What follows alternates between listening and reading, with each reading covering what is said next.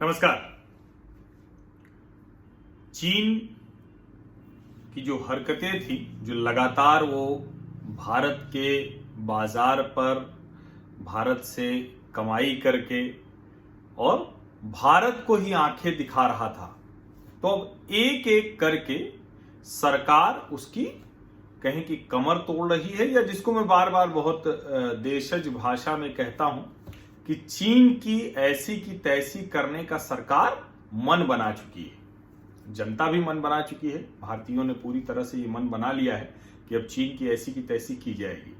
और नीतियों के तौर पर कैसे चीन की कंपनियां एक एक करके वो भारतीय बाजार से बाहर हो रही हैं, कैसे सरकार की वो नीति हो एफडीआई बदलने की, जो सीमावर्ती देश हैं यानी सीमा से लगे हुए जो देश हैं या जो जिनकी सीमाएं भारत से लगती हैं, ऐसे देशों में, और चीन के लिए कहा गया है कि आप टेंडर भी होगा तो उसमें शामिल नहीं हो पाएंगे सरकारी खरीद में।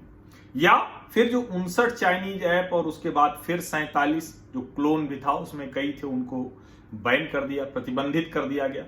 या फिर अभी जो एक नया जो सबसे महत्वाकांक्षी परियोजना है, नई परियोजना है, और जिसको सरकार एक चरणबद्ध तरीके से, जो भारतीयों के हाथ में स्मार्टफोन है, मोबाइल, उस बाजार को चीन की कंपनियों के हाथ से वापस लेना चाहती है।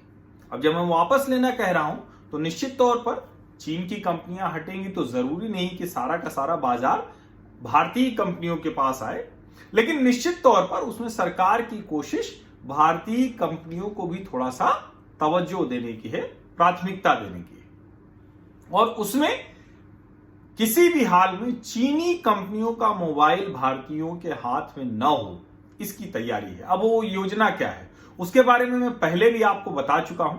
Production link incentive scheme, PLI scheme.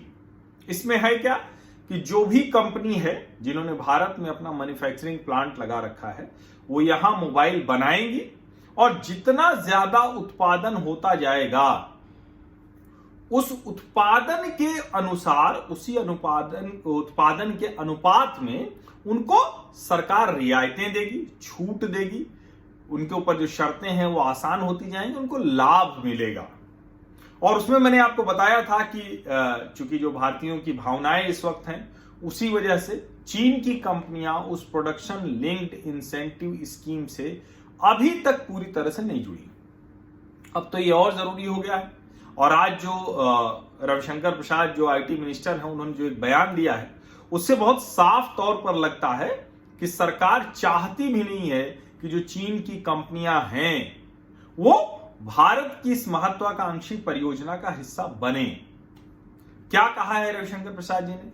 Ravishankar प्रसाद ने कहा है कि do not wish to name any country, rules with respect to security and compliances, यानी जो सुरक्षा है, जो हमारी शर्तें हैं, हमारी जो चीजें हैं, उसके अनुसार ये नियम बनाए गए हैं।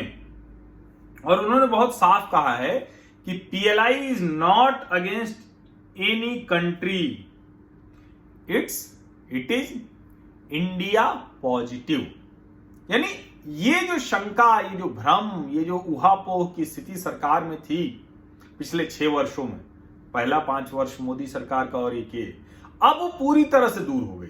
क्योंकि तब तक ये लग रहा था कि शायद चीन के साथ बातचीत करके, ट्रेड इम्बैलेंस को खत्म करके, एक अनौपचारिक रिश्ता बना के, एजेंडा लेस मीटिंग्स करके, शी जिनपिंग और नरेंद्र मोदी की पर्सनल केमिस्ट्री के आधार पर, लेकिन समझ में आया कि ये संभव नहीं है। वो डेमोक्रेटिक प्रोसेस तो वहां होता नहीं, तानाशाह देश है, उनका अपना एक तरीका है, और उस तरीके में सिर्फ और सिर्फ विस्तारवाद वो उनके लिए महत्वपूर्ण है। और इसीलिए वो सब कुछ जो नरेंद्र मोदी सरकार ने किया, नरेंद्र मोदी ने अपने आप को दांव पर लगा कर शी जिनपिंग के साथ रिश्ते बनाने की कोशिश की, वो सब ध्वस्त हो गया। लेकिन कहते हैं ना कि जो होता है सब अच्छे के लिए होता है, हम तो हिंदुस्तानी, हम इसी तरह से सोचते हैं। और ये बड़ा अच्छा हुआ कि चाइनीज वायरस आ गया। वैसे तो दुनिया में तबाही मचा रखी है, हम सब एकदम से परेशान हैं उससे। अभी मैं अयोध्या में हूं, जिस कहें कि भगवान राम का ये जो भूमि पूजन होने जा रहा है उनके भव्य मंदिर के लिए, वो शायद सामान्य स्थितियां होती तो मेला लगा होता। यहाँ बिल्कुल चारों तरफ सन्नाटा है, एकदम सिक्योरिटी है, कहीं कोई नहीं, वरना मेला लगा होता चारों तरफ जो है, कुंभ मेले जैसा, प्रयागराज के कुंभ मेले जैसा माहौल होता। तो ये तो है, लेकिन उसका दूसरा पक्ष ये है कि चाइनीज वायरस की वजह से ही चीन से आने वाले सामानों पर पूरी तरह से रोक लग गई। जो चीन और भारत के बीच में जो ट्रेड इम्बैलेंस की स्थिति थी, उस पर काबू का सरकार को एक कहें कि उनको बड़ा एक आधार मिल गया। और इसीलिए जो भी PLI है, प्रोडक्शन लिंक्ड इंसेंटिव स्कीम, ये क्या करने जा रही है जरा ध्यान से सुनिएगा। अगले 5 साल में 11.5 लाख करोड़ के मोबाइल और उससे जुड़ी हुई चीजें, डिवाइसेस, कंपोनेंट्स, वो भारत में बनाएगी कंपनियां। कौन सी कंपनियां बनाएंगी? चीनी कंपनियां नहीं है वो कंपनी अमेरिकी हो सकती है, ताइवान की हो सकती है, वियतनाम की हो सकती है, खुद भारत की हो सकती है, दुनिया के अलग अलग देशों की हो सकती है, लेकिन चीन की नहीं है। अब जिन कंपनियों के नाम है उसमें दक्षिण कोरिया की सैमसंग है, पेगाट्रॉन है, विस्ट्रॉन है, फॉक्सकॉन है, राइजिंग स्टार है, लावा है, डिक्सन है, माइक्रोमैक्स है।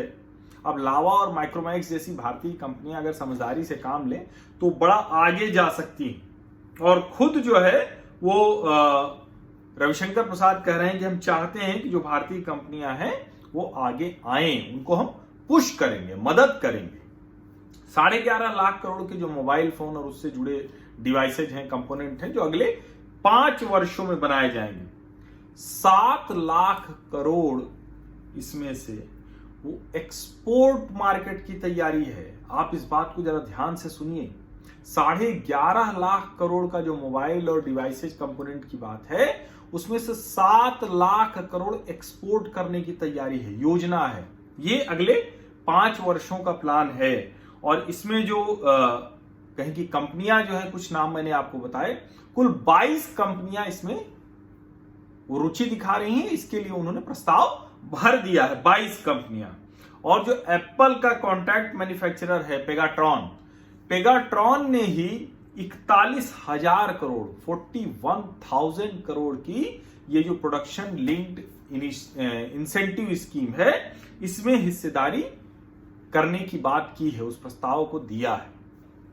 अब इतना कुछ होगा तो जाहिर है कि यहीं बनेगा तो रोजगार आएगा, बहुत कुछ होगा।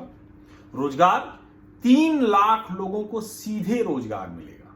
ये बहुत मतलब ये जो योजना है ये सफल होती है तो कई मोर्चों पर एक साथ, एक तीर से कई निशाने जिसको कहते हैं ना, तो वो हो जाएगा। और 7 लाख इनडायरेक्ट जॉब, यानी 3 लाख लोग तो सीधे सीधे उन कंपनीज में नौकरी पा रहे होंगे, कुछ काम कर रहे होंगे, कुछ अलग तरह की चीजें होंगी। और जो 7 लाख लोग होंगे वो उसमें अप्रत्यक्ष तरीके से, यानी उससे जुड़े हुए जो चीजें होंगी उसमें उनको रोजगार मिल रहा होगा। और ये जो मोबाइल फोन बनेगा, ये मोबाइल फोन 15,000 रुपए और उससे ऊपर, तो उसके मोबाइल फोन बनेंगे और वो भारतीय बाजार को कैटर करेगा और बड़ा हिस्सा एक्सपोर्ट मार्केट को कैटर करेगा। अब सोचिए, भारत में अभी 65 से 70% बाजार, ये जो 15,000 से ऊपर और उसके आसपास एकदम प्रीमियम छोड़ दें बहुत ज्यादा, तो वो किसके पास है? चाइनीज कंपनियों के पास है। आप उठा के देखेंगे, आपका जो भी फोन है सब चाइनीज मिलेगा। विकल्प नहीं मिलता है दुकान में जाने में। सैमसंग, नोकिया जैसे विकल्प हैं, और उसमें हमारी कंपनियों की भी कमी है कि जब लावा, माइक्रोमैक्स ऐसी कंपनियों के पास अवसर था तो उन्होंने भी क्या किया, वो भी चीन से लाके और सब असेंबल करके, और उन्होंने कोई रिसर्च डेवलपमेंट पे काम नहीं किया। डिजाइन तो अच्छा बना देते थे लेकिन मोबाइल बेकार होता था। तो अब वो सब चीजें उम्मीद हम करते हैं कि वो ठीक होगा। और वैसे भी बड़ा अच्छा समय है, मैं बार बार कहता हूं चाइनीज वायरस की वजह से बहुत कुछ बुरा हुआ है, लेकिन हम इसी को अच्छे में बदल सकते हैं, उसका इस्तेमाल कर सकते हैं।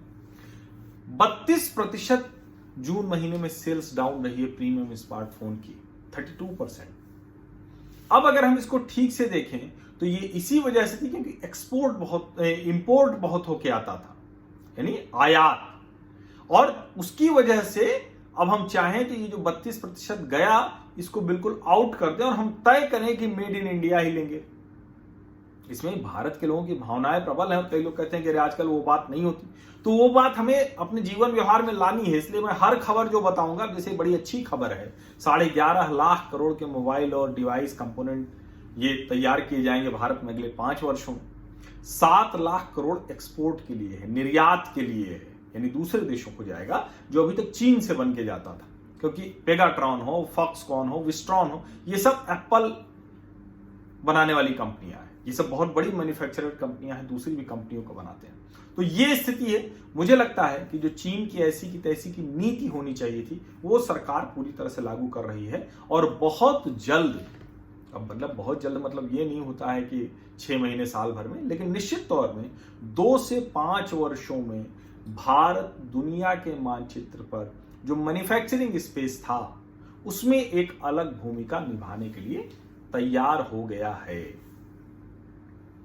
बहुत बहुत धन्यवाद आप सभी लोगों का। और मैं अयोध्या में हूं, अयोध्या पर बात होती रहेगी। मैं यहाँ TV9 पर नियमित तौर पर रहूंगा, आज भी सुबह से तो लगभग प्रतिदिन ही रहूंगा और यहाँ की भी बातचीत मैं करूंगा, चर्चा करूंगा। लेकिन दूसरी जो खबरें हैं उसकी भी बातचीत मैं जरूर करता रहूंगा। और ये सब इसलिए भी बड़ा अच्छा है कि यहाँ से विकास की नई गाथा भी लिखी जाएगी। जब भव्य श्री राम मंदिर बन जाएगा तो वो सब की एक कहें कि एक सूत्र बन जाएगा। ये अयोध्या जो आप पार कर जाइए तो कुछ अनुमान ही नहीं लगता था, अब उस अयोध्या में जागृत अवस्था में हो गई है, चैतन्य हो गई है। अब यहां से सब कुछ ठीक होने वाला है।